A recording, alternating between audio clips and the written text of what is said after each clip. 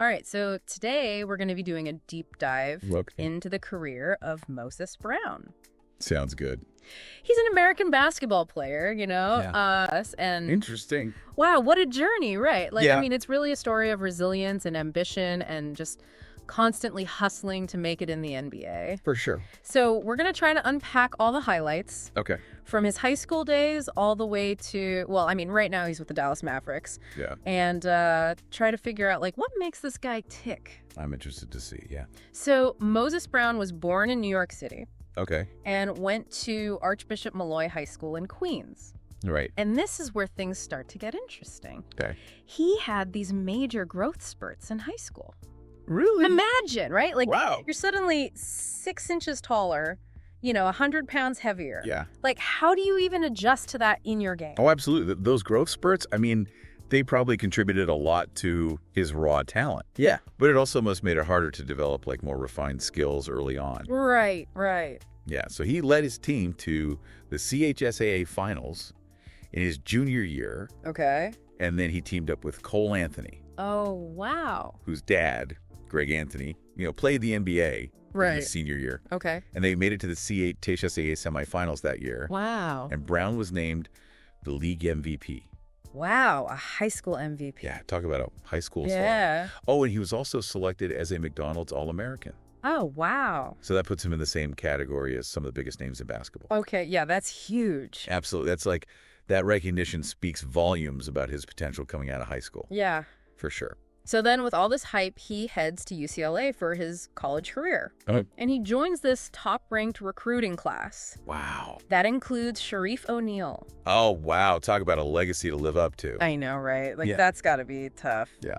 But he showed flashes of brilliance at UCLA. Like, in his very first college game, he scored 19 points and he had 17 rebounds. Wow. That's a feat that hadn't been seen at UCLA since the days of Lou Alcindor, Wow. who later became Kareem Abdul-Jabbar. Right, right. He even earned a spot on the Pac-12 all-freshman team. Okay.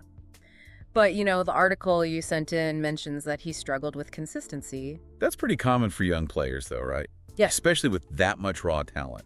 Yeah. And after just 1 year at UCLA, he decided to enter the NBA draft. That's a pretty bold move. I mean, do you think he jumped the gun a little bit? It's hard to say. I mean, he went undrafted in 2019, Oh, wow. which has got to be tough on a young player's confidence. Yeah, I bet. So where do you go from there? Yeah, where'd he end up?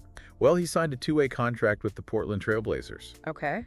And these contracts, they basically split a player's time between the NBA and their G League affiliate. So, like, he was trying to prove himself in the G League while also getting, like, a taste of the NBA? Exactly, yeah. And he was constantly on the move. Oh, really? Yeah. So after Portland, he played for the Oklahoma City Thunder, Okay. also on a 2-way contract. Gotcha. Yeah. I remember reading about his time with the Thunder. That's where things kind of started looking up for him. Yeah, it seemed like he certainly made the most of his opportunity there. Yeah. I mean, the Thunder were in a rebuilding phase, Right. so they were focused on developing their young players. Okay. So this gave Moses a chance to really get some valuable experience. Right.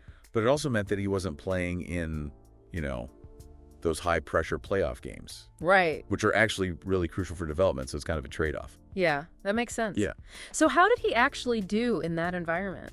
Well, he earned G League Player of the Week honors, Wow.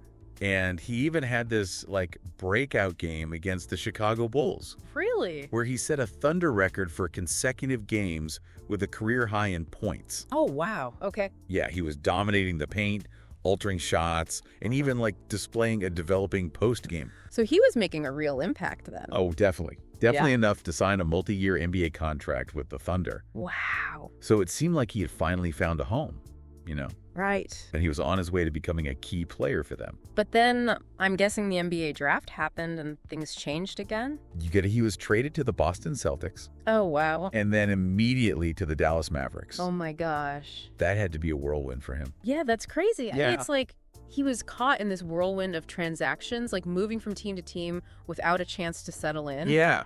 I'm really starting to see why you call this a story of resilience. Yeah. So did things work out for him in Dallas? Unfortunately, no. The Mavericks were a more established team at that point. Right. They were aiming for a championship, Yeah. and the competition for minutes was fierce, Right. and they ended up waiving him. Oh, wow. which, being waived can actually be a blessing in disguise. Really? Yeah, because it frees a player up to sign with any team that needs them, Oh, okay. rather than being tied to just one team. Right. Yeah, that's a good point. Yeah. I never thought of it that way. Yeah. So what happened after he was waived?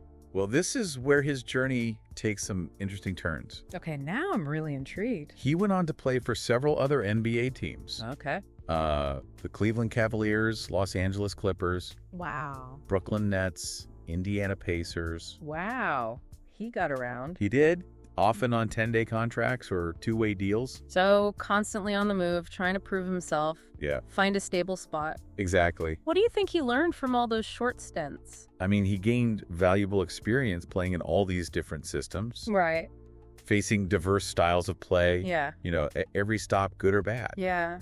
It added something to his basketball toolbox. Yeah. New skills, knowledge, experience. It's a great analogy. It's like he was piecing together a puzzle, Yeah. gathering skills from each team he played on. It sounds like he was always learning and growing as a player, Yeah. even if he wasn't finding that permanent home. Exactly. And that growth was really evident when he returned to Portland. Wait, he went back to Portland? He did. Really? He signed with the Trailblazers again, Oh. showcasing this more refined skill set, Okay. deeper understanding of the game. Wow. But unfortunately, that second stint didn't last either. Oh, no. He ended up back in the G League, Oh, wow.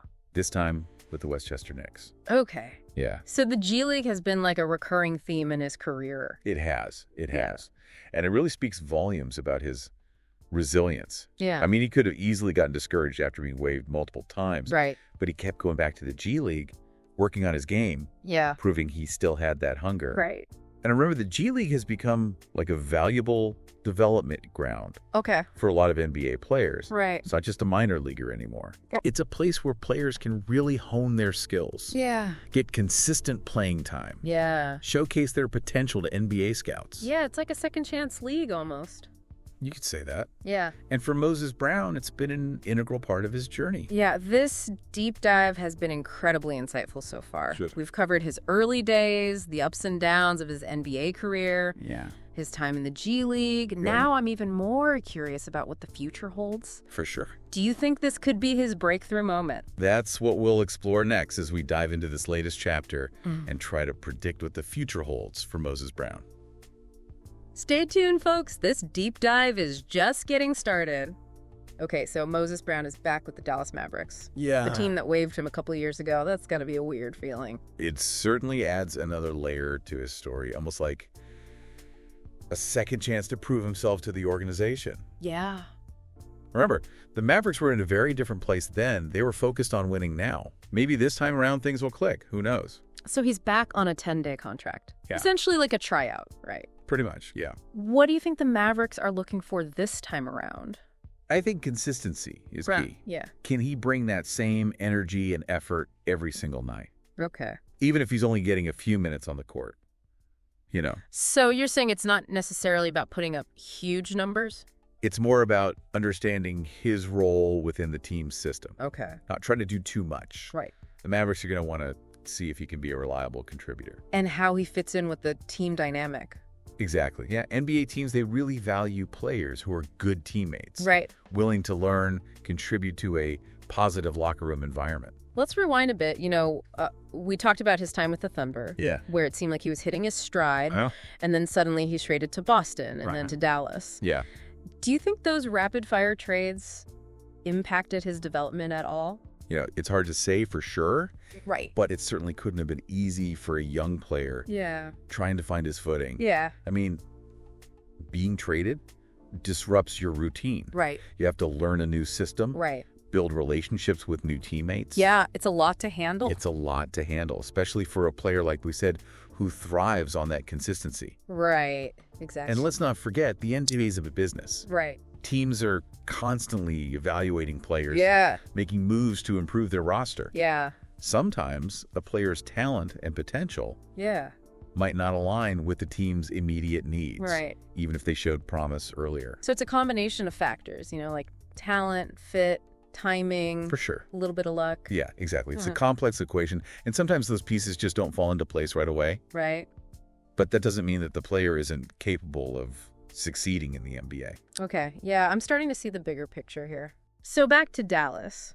If he wants to make the second chance count, what should we be looking for? Okay. What are some signs that he's truly grown as a player? Well, his rebounding and shot blocking abilities, Yeah. those have always been his strengths. Yeah.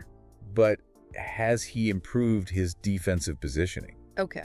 his offensive game? Okay. Can he stay out of foul trouble?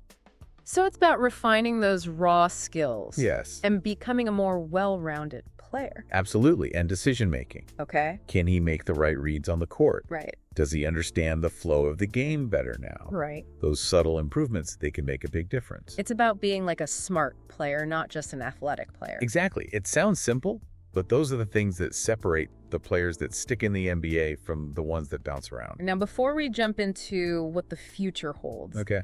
I'm kind of curious about his relationship with the G League. Huh? It's like this recurring chapter in his story. It is, and it speaks volumes about his resilience.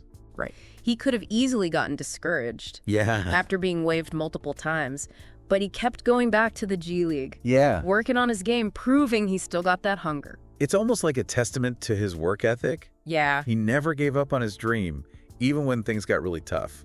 And remember, G League has become this valuable development ground for a lot of NBA players. Right. It's not just a minor league anymore. Right. It's a place where players can hone their skills, get consistent playing time, and showcase their potential to those NBA scouts. It's almost like a second chance league, in a way. You could say that, yeah. And for Moses Brown, it's been an integral part of his journey. It has. This deep dive has been incredibly insightful so far. Good. I'm glad. We've covered his early days, the ups and downs of his NBA career, his time in the G League. Yeah, Now I'm even more curious about what the future holds. me too. Do you think this could be his breakthrough moment? Let's discuss that as we move into the final part of our deep dive. All right, so we've covered like a lot of ground, Yeah. high school, college, the whirlwind of trades, Yeah, he's been through it. G League grind. Mhm. Now he's back with the Mavericks. Full circle. Yeah, it's like a whole new chapter starting, Right. but with some familiar faces. It is. What do you think this 10-day contract could lead to? Well, I think it really all comes down to opportunity. Okay. The Mavericks might have a different roster need this time around. Okay. Maybe they need more depth at center. Yeah. Or maybe they see something in Moses that they didn't before. Right, like maybe he's filled some of those gaps you were talking about. Exactly. Like his decision-making on the court. Yeah. Or his defensive awareness, For sure. And remember, player development, it isn't linear. Right, It's not always a straight shot to the top. right. Sometimes players need time to mature, Hmm. put all the pieces together. This could be his, aha moment. It could be. It really could. Where it all just clicks. That's the hope. Yeah. And look, the Mavericks, they have a history of developing these undrafted players. Okay. They found hidden gems before. So there's a precedent, Yeah. a system in place to nurture that talent. Right, exactly. And for Moses, it's about seizing this opportunity, Yeah. showcasing those improvements. All right. He needs to show the Mavericks that he's not just a raw athlete, Right. but that he's a smart, reliable player Right. who can contribute to winning. Yeah, and we talked about that mental side of the game too. Yes. The resilience he's shown Absolutely. throughout his entire journey. Mm-hmm. That's got to count for something, right? Oh, absolutely. The ability to bounce back from setbacks, Yeah. to handle the pressure, Hmm. the constant uncertainty. Yeah. Those are valuable qualities in any player. It's like that saying, it's not about how many times you fall, it's about how many times you get back up. Couldn't have said it better myself. Yeah. And I think that's what makes Moses Brown's story so compelling. Yeah. It's a story of perseverance, of defying the odds. It really is. And it really resonates with anyone who's ever faced challenges and had to work hard for their dreams. It's inspiring for sure. It is. It makes you want to root for him, to see him succeed. I agree. So what's your prediction? Oh, What does the future hold for Moses Brown? It's tough to say. The NBA is full of surprises. Right. But if he can maintain that consistency, Yeah. show those improvements we talked about, Mm-hmm. find the right fit, Yeah. he could finally solidify his place in the league. He could. Yeah. And this 10-day contract Yeah. could be that turning point. Could be. We'll see. Well, I know I'll be watching closely, eager to see how this chapter unfolds. Me too. And for anyone listening, I encourage you to follow his progress, too, Yeah. See how his story continues to evolve? Yeah. It's a reminder that sometimes the most rewarding journeys are the ones that take unexpected turns. Yeah, and that sometimes those detours lead you exactly where you're supposed to be. That's right. Thanks for joining us for this deep dive into the career of Moses Brown. It's been a pleasure. It's been a fascinating look at a player who embodies resilience, hard work, and the pursuit of a dream. Couldn't agree more. We'll be back soon with another deep dive into a topic you're passionate about. Sounds good. Until then, keep exploring, keep learning, and most importantly, keep those questions coming.